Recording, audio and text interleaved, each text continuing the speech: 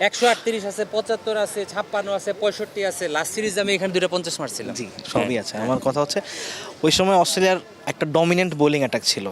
এই সিরিজের মানে অনেক বছর পর এখন প্রেক্ষাপটটা একটু ডিফারেন্ট, আমাদের বোলিং অ্যাটাকটা একটু ওদের থেকে ডমিনেন্ট মনে হয়েছে এই সিরিজে। এই রেভুলেশনটা আপনি কীভাবে দেখছেন? বাংলাদেশ টিম প্রতিনিয়তই উন্নতি করছে। এই সিরিজে বাংলাদেশের ফাস্ট বোলাররা অবশ্যই অস্ট্রেলিয়ান ফাস্ট বোলারের চেয়ে বেশি ভালো বোলিং করেছে এবং ডমিনেট করেছে। এটা আমাদের ফাস্ট বোলারদের ক্রেডিট। অন্য কোনো দল দুর্বল হয়ে গিয়েছে কিনা বা তাদের সাথে কী ডিফারেন্স, এদিকে না যদি আমি তাকাই, আমি বলবো আমার দেশের ফাস্ট বোলাররা ভালো বোলিং করছে এবং তারা ডমিনেট করছে। It all credit goes to them.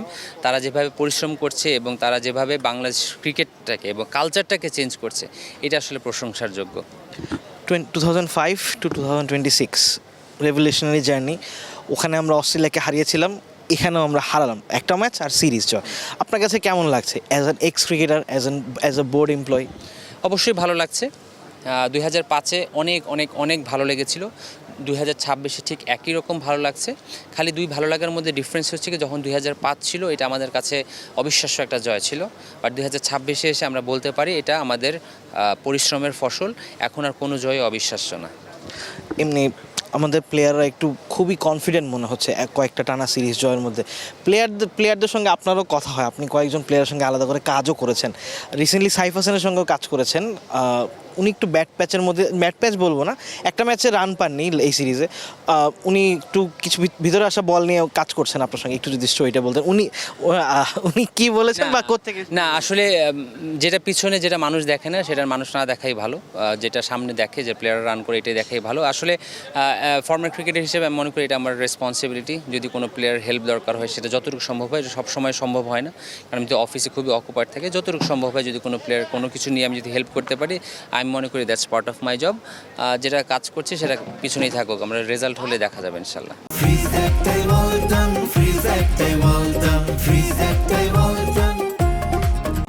BCB media সেন্টারের সামনে আপনি যেদিন রিটায়ারমেন্টের ঘোষণা দিলেন সেদিন আপনি বলেছিলেন যে এনি টাইম এনিথিং, আমার যখনই প্লেয়ারদের প্রয়োজন হবে আমি তাদের পাশে দাঁড়াবো। আমার সেই কথাটা মনে আছে, আমি খুব ছোট ছিলাম।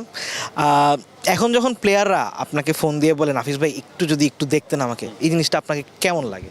অবশ্যই ভালো লাগে। আর একটা জিনিস কি, আমি অ্যাভেলেবেল থাকি। সবচেয়ে বড় কথা কি, আমি যেহেতু অফিসে সপ্তাহে 6 দিন আসি, so I'm one of the rarest person যে আসলে প্লেয়ারদের জন্য সবসময় অ্যাভেলেবেল থাকে। আমাদের অনেক ভালো ভালো কোচ আছে যারা প্রফেশনালি কোচিং করেন, তারা বিভিন্ন অ্যাসাইনমেন্ট নিয়ে ব্যস্ত থাকেন। যখন ওই ফাঁকটা হয় তখন হয়তো আমি তাদের হেল্প করার চেষ্টা করি। It's nothing a big deal. আপনি যেহেতু অপারেশনসে আছেন, আজকে স্কুলের বাচ্চাদের জার্সি গিফট করা হয়েছে। জাইমা রহমান এসেছিলেন, আমি দেখলাম তামিম ভাই ওখানে কথা বলছেন, আপনিও ছিলেন। অ্যাকচুয়ালি কি কনভারসেশন হচ্ছিল এবং বাচ্চাদের জার্সি গিফট করা আইডিয়া? আসলে I was there to assist the president. এটা পুরোটাই প্রেসিডেন্ট দেখেছেন।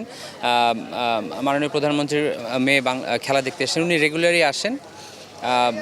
স্কুলের বাচ্চারা এসেছিল, তামিম খুব অল্প সময়ের মধ্যে তার জন্য জার্সি, যেহেতু আমরা বাংলাদেশ ক্রিকেট বোর্ড এটা একটা token of love jersey manage করেছিল এবং সে তামিম নিজ হাতে সেটা ডিস্ট্রিবিউট করে এসেছে বাচ্চাদের সাথে।